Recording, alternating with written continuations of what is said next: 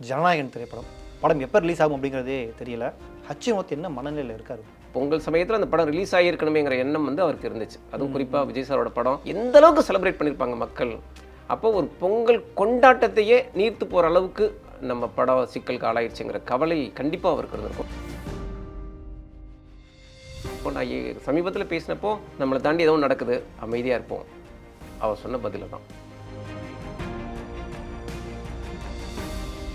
Sasi sir வந்து வந்தோடனே first பாலே சிக்ஸர் அடித்தது மாதிரி ஹீரோவை ஜெயிச்சாரு, தயாரிப்பாளர் ஜெயிச்சாரு, டேரக்டராக ஜெயிச்சாரு, எல்லா வித வெற்றியும் அவர் பார்த்தப்போ அவரை சுற்றி அவ்வளோ பெரிய கூட்டம் இருந்துச்சு. ஆனால் அதே சசிகுமார் சார் ஒரு சில தோல்விகளுக்கு ஆளாகி கிட்டத்தட்ட இந்த ஆஃபீஸே மூடப்படுற சூழல் வர்ற அளவுக்கு இருந்தப்பெல்லாம் நான் பார்த்துருக்கேன். ஒரு மனிதன் எப்போ சோர்ந்து போகிறானோ அப்போதான் எப்போ சரிவனைக்கும் அன்னைக்கு தூக்கி விட தான் பல கரங்கள் தேவையை தவிர கைத்தட்டுறதுக்கான கரங்கள் மட்டும் பெருசாக இருந்து புண்ணியம் இல்லை.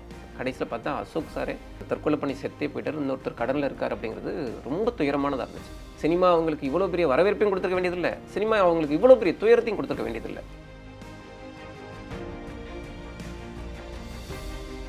இன்றைக்கி அவர் நடித்த டூரிஸ்ட் ஃபேமிலி வந்து 100 கோடியை கிராஸ் பண்ணுற ஒரு படமாக அமைகிற ஒரு வெற்றி இருக்குல்ல, இதுக்கு சசிகுமார் கொடுத்த விலை வந்து கற்பனை கூட பண்ண முடியாது. சங்காரம் புக்கில் இருந்துச்சு. என்னது புக்கில் அப்படி என்னதான் இருக்குது? எல்லாருமே அதை படமாக்கணுன்றாங்க. பெண் தப்பு பண்ணால் அது பெரிய இது. ஆனால் மறிக்குழுந்து கதாபாத்திரம் நான் பண்ணுறப்ப மறிக்குழுந்து தனக்கு பிடிச்ச ஒருத்தனோட இருப்பா. ஒரு பெண் கட்டின கணவனை தாண்டி இன்னொருத்தன்ட்ட போகிறத நியாயப்படுத்துகிற விதமாக எழுதினாலே இங்கே ஒத்துக்க மாட்டாங்க. அவள் கும்பிட்ற சாமி அவளை ஆசீர்வதிக்குது அப்படிங்கிறப்போ கண்டிப்பாக எடிட்டோரியல் ஒத்துக்க மாட்டாங்கன்னு நினச்சேன். ஆனால் ஒரு எழுத்தை கூட திருத்தாமல் அதை அப்படியே அவங்க இது பண்ணப்போ நான் நெகிழ்ந்துட்டேன்.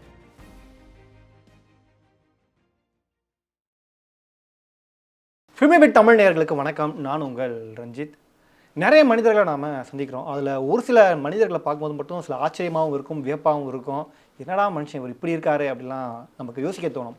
அப்படிப்பட்ட ஒருத்தரை தான் இந்த இன்டர்வியூவில் நம்ம மீட் பண்ண போகிறோம். எழுத்தாளராக, பத்திரிகையாளராக தன்னுடைய பயணத்தை தொடங்கி இப்போ இயக்குனராக மட்டும் இல்லாமல் ஒரு நல்ல மனிதராக மக்கள் மத்தியில் குறிப்பாக சினிமா வட்டாரத்தில் ஒரு நல்ல பேர் எடுத்துக்கக்கூடிய இயக்குனர் இரா சரவணன் அவர்கள் தான். வணக்கம். வணக்கம் ரஞ்சித். எப்படின்னு இருக்கீங்க? நல்லா இருக்கேன். ரொம்ப சந்தோஷம் உங்களை சந்தித்ததில். சங்காரம்லேருந்தே ஆரம்பிக்கலாம்னு நினைக்கிறேன். போன வாரம் நடந்தது சங்காரம் புக்கில் இருந்துச்சு. நடந்ததுக்கு பிறகு மிகப்பெரிய டாக். என்ன அந்த புக்கில் அப்படி என்னதான் இருக்குது? எல்லாருமே அதை படமாக்கணுன்றாங்களே அப்படின்ட்டு. அப்படி என்னதான் இருக்குது சங்காரத்தில்? சூரி யார், மார்ட்டின் யார், மறிக்குழுந்து யார்? மறிக்குழுந்து சமர்ப்பிக்கப்பட்ட மறிக்குழுந்து யாருன்னு நான் சொல்லிட்டேன், சபையிலேயே சொல்லிட்டேன். அதனால் சமர்ப்பணம் பண்ணியிருக்கிறது என் மனைவி கலாவுக்கு தான். ஆனால் கதை உள்ளார வர மறிக்குழுந்து எல்லாருமே இப்படி ஒரு பொண்ணோட கேரக்டரை எழுதுனீங்க அப்படின்னு நிறைய பேர் கேட்டாங்க. நியாயமாக பார்த்தா மார்ட்டின் சூரி மேலே தான் எல்லாருடைய ட்ராவல் இருக்கும்னு நான் நினச்சேன். அவங்க 2 பேரை தாண்டி மறிக்குழுந்து மேலே இவ்வளோ பேர் வந்து ட்ராவல் பண்ணுறது, மறிக்குழுந்து பற்றி இவ்வளோ பேர் பேசுகிறது வந்து நியாயமாக நம்ம நம்பிக்கைக்கு கிடைச்ச மிகப்பெரிய வெற்றியை நான் பார்க்குறேன். எப்போவுமே பிரதான பாத்திரங்கள் மேலே தான் பயணிப்போம், அது நம்ம இயல்பு. கிளை கதாபாத்திரங்கள் 1000 இருக்கும், அதில் அவ்வளோ நல்லது கெட்டது இருந்தால் கூட அதை நம்ம பெருசாக பேச மாட்டோம். நீங்கள் படங்களே பார்த்தீங்கன்னா ஹீரோ பற்றி மட்டும் பேசுவோம், வில்லனை பற்றி மட்டும் பேசுவோம். அது போகிற போக்கில் ஒரு அட்மாஸ்பியரில் உள்ள ஒருத்தர் வந்து அசாத்தியமான ஒரு காரியம் பண்ணிட்டு போவார், அதை பற்றி நம்ம பேச மாட்டோம். அந்த மாதிரி மறிக்குழுந்து கதாபாத்திரத்தை பற்றி இவ்வளோ பேர் பேசினது எனக்கு ரொம்ப ஆச்சரியமாக இருந்துச்சு. ஏன்னா ஒரு பெண் கதாபாத்திரம் எப்பேற்பட்ட நெருக்கடியிலையும் தான் மனசுக்கு எது நியாயம்னு தெரியுதோ அதன்படி பயணிக்கிற ஒரு அப்பாவி பெண் பாத்திரம் அது. அந்த அப்பாவி பெண் பாத்திரத்தை சூழலும் நெருக்கடியும் இக்கட்டும் எப்படி ஒரு வலிமையானவளை மாற்றுது. அவருடைய பயணம் வந்து எப்படி ஒரு ஆற்றுல அடிச்சுட்டு போகிற ஒரு இலை மாதிரி அவருடைய போக்கு இருக்குது அப்படிங்கிறத, குறிப்பாக கல்யாணம் பண்ண கணவனுக்கும் பதில் சொல்ல முடியாமல், தான் விரும்புகிற ஒருத்தனுக்கும் பதில் சொல்ல முடியாமல் ஒரு 2 கட்டான மனநிலையோடு அவள் எவ்வளவு ஸ்தம்பித்து பயணிக்கிறா. ஒவ்வொரு தடவையும் நம்ம பண்ணுறது தப்பாக ரைட்டானு தான் மனசுக்குள்ளே எவ்வளோ பெரிய போராட்டத்தை நடத்தி பார்க்குறா அப்படிங்கிறது எல்லாத்தையுமே நான் எழுதுறதுக்கு வந்து விகடன் பெரிய ஒரு இடம் கொடுத்துச்சு. இதை ஒரு கதாபாத்திரமாக எழுதலாமா அப்படிங்கிறப்ப, ஏன்னா இன்றைக்கி சில விஷயங்களை நம்ம சொல்லவே முடியாது. தப்பு பண்ணால் சாமி கண்ணை குத்திரும். குறிப்பாக வந்து பெண் தப்பு பண்ணால் அது பெரிய இது அவங்க மனசுக்குள்ளே ஒரு பெரிய குற்ற உணர்வை உருவாக்குற மாதிரி தான் இவ்வளோ சம்பிரதாயங்கள் இருந்திருக்கு. ஆனால் மறிக்குழுந்து கதாபாத்திரம் நான் பண்ணுறப்ப மறிக்குழுந்து தனக்கு பிடிச்ச ஒருத்தனோட இருப்பா. அவள் வந்து கோயில் சாமி அடியாவ. நம்ம இப்படி ஒரு தப்பு பண்ணுறமே, நம்ம சாமி நம்மளை என்ன பண்ணோம், நம்ம கும்பிட்ற சனையாத்தா நம்மளை பாதிச்சிருமோ தண்டிச்சிருமோ அப்படின்னு நினைக்கிறப்போ அவள் கீழே படுத்திருப்பான், மேலாம் படுத்திருப்பான். அப்போ வந்து மேகங்கள்லாம் திரண்டு அந்த சினையாத்த வடிவில் அந்த மேகங்கள் திரளும். இவளுக்கு பயமாயிடும், ஐயோ நம்ம நினச்சோம் சாமி வருதுன்னு.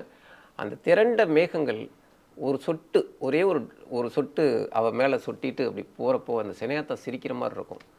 நானும் பொம்பளை தாண்டி, எனக்கு தெரியாதா, ஓகே. அப்படின்னு ஒரு நீ உனக்கு எது சரின்னு படுதோ அதை பண்ணுன்னு ஒரு சாமி சொல்கிற மாதிரி அதை எழுதுறப்போ இவன் மேலே இவன் மேலே இப்படி பிடிச்சி இப்படி கும்பிடுவான் அந்த சினையாத்தாவை அப்படி எழுதியிருப்பேன். கண்டிப்பாக இது விகடன் எடிட் பண்ணிடும்னு நான் நினச்சேன். ஏன்னா இதை ஒரு பெண் கட்டின கணவனை தாண்டி இன்னொருத்தன்ட்ட போகிறத நியாயப்படுத்துகிற விதமாக எழுதினாலே இங்கே ஒத்துக்க மாட்டாங்க. அதை தாண்டி அதை ஒரு சாமி ஆசீர்வதிக்குது, அவன் கும்பிட்ற சாமி அவளை ஆசீர்வதிக்குது அப்படிங்கிறப்போ கண்டிப்பாக எடிட்டோரியல் ஒத்துக்க மாட்டாங்கன்னு நினச்சேன். ஆனால் ஒரு எழுத்தை கூட திருத்தாமல் அதை அப்படியே அவங்க இது பண்ணப்போ நான் நெகிழ்ந்துட்டேன். இன்றைக்கி நிறைய பேர் பேசுகிறப்போ குறிப்பாக மறிக்குழந்தை கதாபாத்திரத்தை குறிப்பிட்டு பேசி, குறிப்பாக எனக்கு ஒரு வாசகி கதை வந்துட்டு இருந்தப்பவே, புத்தகமாக இல்லை தொடராக வந்துட்டு இருந்தப்பவே அவங்க என்னை பார்க்கணும் இது பண்ணப்போ வந்து ஆஃபீஸ்க்கு வந்தாங்க. சார் நான் கிட்டத்தட்ட ஒரு பாதி மறிக்குழந்தை தான் நான், ஆனால் இதை படித்ததுக்கப்புறம் அவ்வளோ நாள் நான் வெந்து புலம்பி செத்துடலாமா அப்படியா இப்படியான்னு தத்தளிச்சுட்டு இருந்தேன்னா, இதை வாசித்ததுக்கப்புறம் நிம்மதியாக தூங்க ஆரம்பிச்சேன் சார். நான் செஞ்சது குற்றமே கிடையாது. நான் கிட்டத்தட்ட ஒரு கதாநாயகிக்கு சமமானவன்னு உங்கள் புத்தகத்தை படித்தப்போ நான் தெரிஞ்சுக்கிட்டேன் அப்படின்னு சொன்னப்போ அந்த 2 கைகளையும் அழுத்தமாக பற்றிக்கிட்டேன். அவ்வளோ பெரிய ஒருத்தருக்கு நம்பிக்கை கொடுக்குறத விட ஒரு எழுத்து வேறு எதையும் செய்ய வேண்டியதில்லைன்னு நான் நினைக்கிறேன். நம்ம வந்து பெரிய ஒரு இலக்கியவாதியாக எழுதணுமா என்னெல்லாம் எனக்கு தெரியாது. நான் ஒரு பத்திரிகைக்காரன் தான். அந்த இலக்கிய தரத்தை எதிர்பார்த்தீங்கன்னா நிச்சயமாக என்கிட்ட இருக்காது. ஏன்னா இதுதான் என்னுடைய முதல் நாவல்.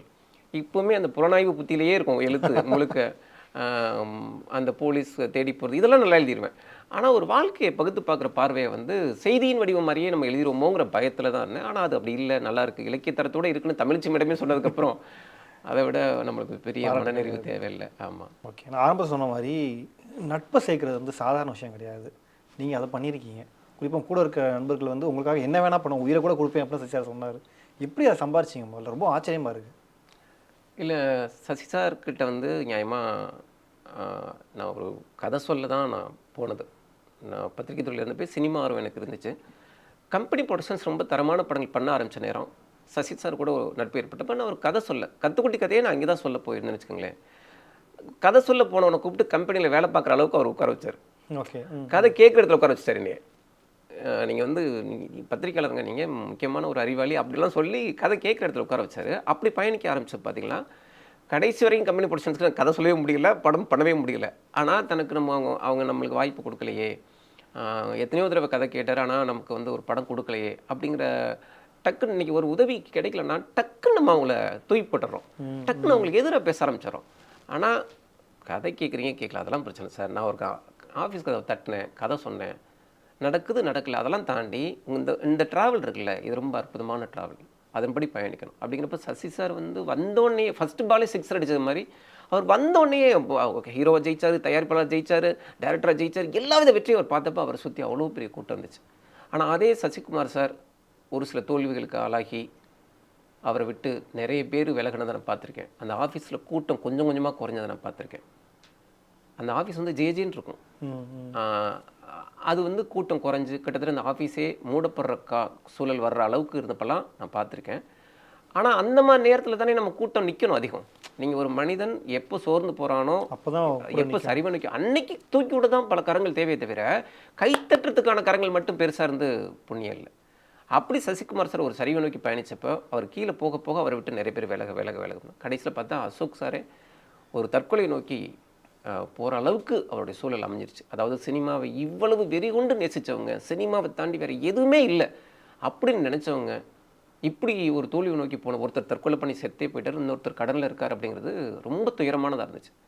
சினிமா அவங்களுக்கு இவ்வளோ பெரிய வரவேற்பையும் கொடுத்துருக்க வேண்டியதில்லை, சினிமா அவங்களுக்கு இவ்வளோ பெரிய துயரத்தையும் கொடுத்துருக்க வேண்டியதில்லை அப்படின்னு தோணுனப்போ அந்த இறந்த அசோக் சார் வந்து ஒரு 3 பேருக்கு தான் எஸ்எம்எஸ் அனுப்பிச்சார். என் மாப்பிள்ளையை பத்திரமா பார்த்துக்குங்க, உங்களை நம்பி தான் விட்டுட்டு போகிறேன் அப்படின்னு. அப்போது எனக்கு அந்த எஸ்எம்எஸ் வந்தப்போ என்னவோ எதுன்னு பதறி போய் அசோக் சாருக்கு அடித்து அவர் ஃபோன் சுவிட்ச் ஆஃபில் இருந்துச்சு. இப்போ சத் சாருக்கு அடித்து சொல்கிறப்போ ஏன் உங்களுக்கு அனுப்பிச்சான் அப்படின்னு கேட்டு அதுக்கப்புறம் தேடினப்போ தான் அவர் தூக்குப்பட்டு இறந்துருந்தார். இப்படி வந்து ஒருத்தர் நமக்கு ஒரு குறுந்தகவல் அனுப்பிச்சு சாகுறாருன்னா சசிகுமார் சாருக்கு நம்ம எப்படி நிற்கணும் அப்படிங்கிற ஒரு சசி சாருக்காகவே வாழ்ந்துடலாம் அப்படிங்கிற அளவுக்கு நான் நினச்சேன். என்னுடைய எல்லா வேலைகளையும் தூக்கி போட்டுட்டு அந்த நெருக்கடியிலேருந்து அவர் வர்ற வரைக்கும் அவர் பக்கத்தில் நிழலாக நம்ம நிற்போம். நம்மளால் நல்லது செய்ய முடியுதோ முடியலையோ ஆனால் ஒரு ஆதரவாக நிற்போம் அப்படின்னு நான் நின்னப்போ தான் எவ்வளோ பேர் தூக்கி போட்டது அவர் எப்படி கடந்தார், ஒரு உயிரிழப்பையும் தாண்டி இந்த கடன் நெருக்கடிகளை எப்படி சமாளிக்க போகிறாரு, இதுலேருந்து அதாவது கடன் நெருக்கடிகளுக்கு மத்தியில் நடிக்கணும், அதுக்கான கதைகளை ரெடி பண்ணணும், எப்படி அந்த தன்மை வந்து அவருக்கு அமையும், இவ்வளவு குழப்பங்கள் இருந்துச்சு. இப்போ நான் பார்க்குறது பார்த்தீங்கன்னா சசி சார் அளவுக்கு சினிமாவில் கூட ஒரு கதாநாயகன் இவ்வளவு கஷ்டங்களை கடந்து ஜெயிச்சிருக்க முடியாது. இன்றைக்கி அவர் நடித்த டூரிஸ்ட் ஃபேமிலி வந்து 100 கோடியை கிராஸ் பண்ணுற ஒரு படமாக அமைகிற ஒரு வெற்றி இருக்குல்ல, இதுக்கு சசிகுமார் கொடுத்த விலை வந்து கற்பனை கூட பண்ண முடியாது. அவர் எவ்வளவு ஜாம்னு வாழ்ந்ததை நான் பார்த்துருக்கேன். அவர் ஒரு காருக்குள்ளே எப்படி தன்னை உள்ளே அமைச்சிட்டு அவர் கண்ணீர் விட்டு அழுதை நான் பார்த்துருக்கேன்.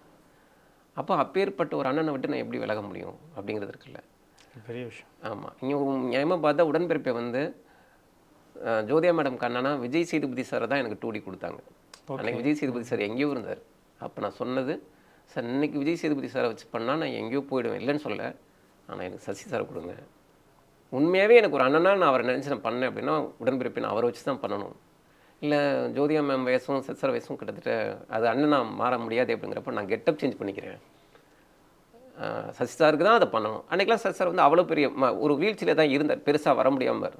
அப்போது எனக்கு அண்ணனா நான் கற்பனை பண்ணிக்கணும்னா சசிசாரை தான் பண்ணிக்கணும். அப்படி பண்ணால் தான் அந்த படம் பண்ண முடியும். எல்லாருக்குமே என்ன விஜய் சேதுபதி வேணாம்னு சொல்லிட்டு சசிகுமாரை போய் கேட்குறாரு அப்படின்னு நினச்சாங்க. சில விஷயங்களை நம்ம பண்ணணும், அதுதான் இந்த வாழ்க்கையை வந்து நம்மளுக்கு அர்த்தப்படுத்தும். வெற்றி தோல்வி விஸ்வரூப வெற்றி இதெல்லாம் வந்து வேறு, வாழ்க்கைங்கிறது வேறு. இது எல்லா புரிதலையும் சசி சார் லைஃப்லேருந்து நான் கற்றுக்கிட்டேன். நீங்கள் சொல்கிற விஷயம்லாம் நெகிழ வைக்கிது நீ கேட்குற எனக்கு. ஏன்னா நீங்கள் சொன்ன மாதிரி அவர் வெற்றியில் போயிட்டு திரும்ப டவுன் வந்து இப்போ திரும்ப வெளியே வந்திருக்காரு. அதுலேருந்து ரீசெண்டாக அந்த சக்ஸஸ் மீட்டில் கூட சொன்னார், நான் ஜெயிச்சிட்டனால என் சம்பளத்தை நான் ஏற்ற மாட்டேன், இதுதான் என்னுடைய சம்பளம்ன்ட்டு. திரும்பவும் அந்த விஷயம் வந்து ஆச்சரியமாக பார்க்கப்பட்டது எல்லாரும், இப்படி ஒரு மனுஷன் இருப்பாரா அப்படின்ட்டு. நான் ரொம்ப சிம்பிளாக சொல்கிறேன், சசி சார் கையில் ஒரு 500 ரூபாய் நோட்டு கட்ட கொடுத்து இதை எண்ணி மட்டும் கடை சொல்லுங்க பார்ப்போம். அவருக்கு என்ன தெரியாது, பணத்தை அவங்க சட்டை பண்ணி நான் பார்த்ததே இல்லை. அவங்க அலுவலகத்துக்கு போகிறப்போ ஒரு சில பேர் உதவி கேட்டு வரப்போ சரவணன் அந்த லெஃப்ட் சைடு இருக்க ஒரு ட்ராவில் அதை தொடங்க, அதில் 3 லட்ச ரூபா இருக்கும் சார், அதை நீங்கள் எடுத்து கொடுங்க சார். ஏன் நான் எடுத்து கொடுத்தா 3 லட்சம் 5 லட்சம் ஆயிருமா, எடுத்து கொடுங்க. இப்படி தான் நான் பார்த்துருக்கேன் அவங்க அலுவலகத்தில். பணத்தை மையப்படுத்தி நான் பார்த்தல. ஆனால் தன்னை பொருட்படுத்தாத, தன்னை மதிக்காத அந்த பணம் அவரை எப்படி திருப்பி அடிச்சிச்சுன்னு பார்த்தேன். இன்னொருத்தர் அவரை பற்றியும் பேசணும்னு நினைக்கிறேன், வினோத் அவர்கள். தொடர்ந்து அவரோட பயணம் பண்ணிட்டு இருக்கீங்க, மலைக்கு போகிறதாகட்டும், நிறைய இடங்கள் அவரை பற்றி பதிவுமே நீங்கள் போட்டிருக்கீங்க, பார்க்கவே ஆச்சரியமாக இருக்குது. அவருடைய படம் தான் ஜனநாயகன் படம். எல்லாருமே அது வந்து விஜய் படம், அவருடைய கடைசி படம் அப்படின்னு சொல்லிட்டு இருக்கும்போது ஒரு இயக்குனராக படைப்பாளி வினோத் பற்றி யாரும் பேச மாட்டாங்க. அது தனிப்பட்ட ரீதி அவருக்கு எவ்வளோ கஷ்டமாக இருக்கும். ஏன்னா இந்த படம் முடிஞ்சாலும் அடுத்த படம் அவருக்கு போக முடியும். 2-3 வருஷமாக அடுத்த படங்கள் இல்லாமல் இதுலேயே இந்த ப்ராஜெக்ட்லேயே அவர் இருக்காரு. அவரோட மனநிலை இப்போ எப்படி தான் இருக்குது அவருக்கு? இல்லை, அபிப்பிராயங்களுக்கு எப்போவுமே ஆட்பட மாட்டார் அவர். நம்மளை பற்றி யார் என்ன சொல்கிறா, நம்மளை பற்றி யார் என்ன கேட்குறா, இந்த மாதிரியான எந்த கருத்துகளுமே அவரை பாதிக்கவே பாதிக்காது.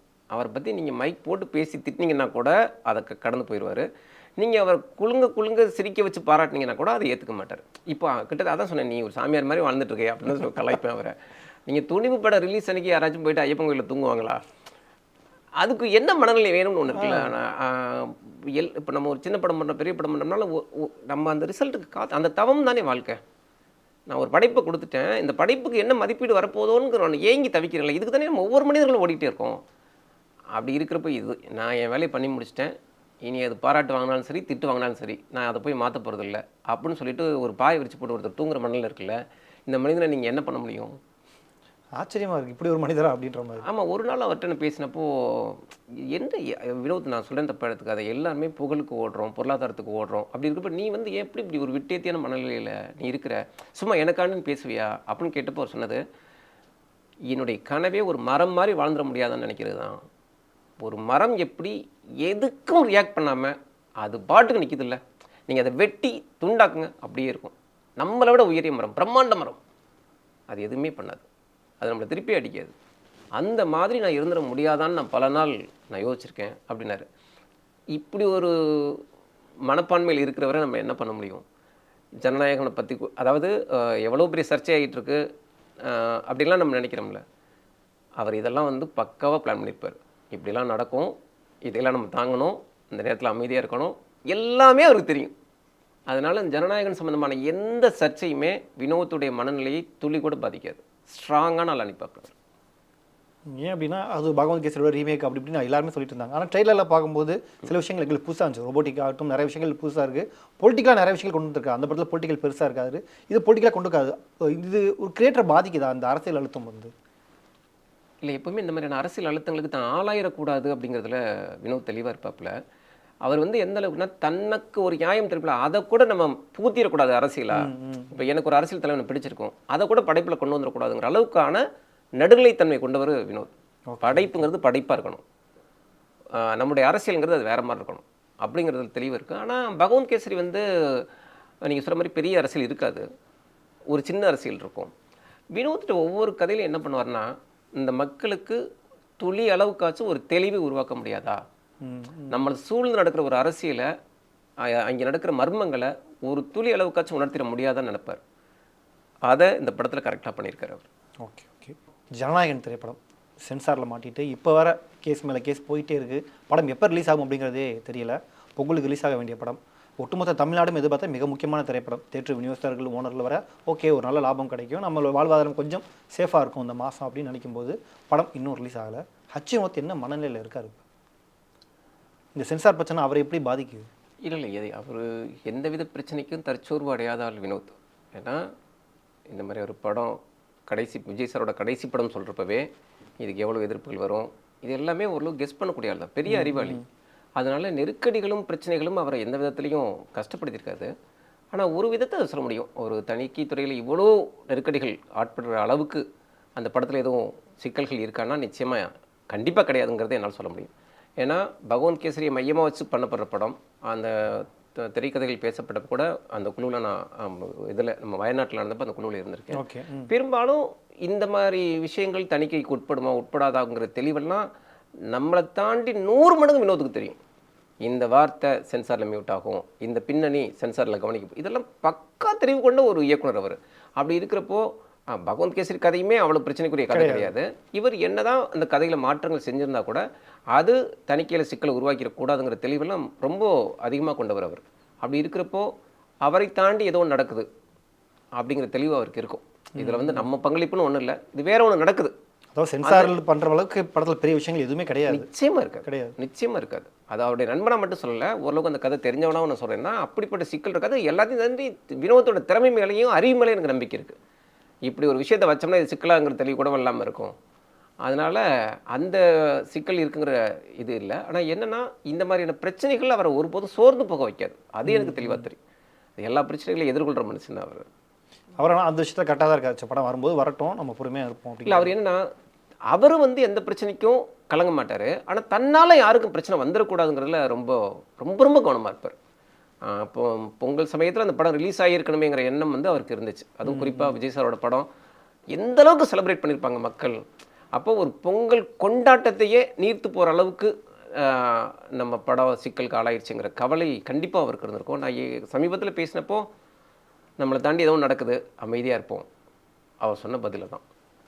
ஏன்னா விஜயுடைய கடைசி திரைப்படம் அப்படின்னும் போது ஒரு மிகப்பெரிய ப்ரெஷர் இருக்கும். படம் ஹிட் ஆனால் கொண்டாடுவாங்க, படம் நல்லா இல்லை ஏதோ ஒரு விமர்சனங்கள் வந்துச்சு அப்படின்னாலே கண்டிப்பாக இயக்குனராக அதை அவர் பாதிக்குமா தான் யோசிச்சு தானே அதை சைன் பண்ணியிருந்திருப்பார். இல்லை அதுக்கெல்லாம் தயாராக இருந்தார் அவர்.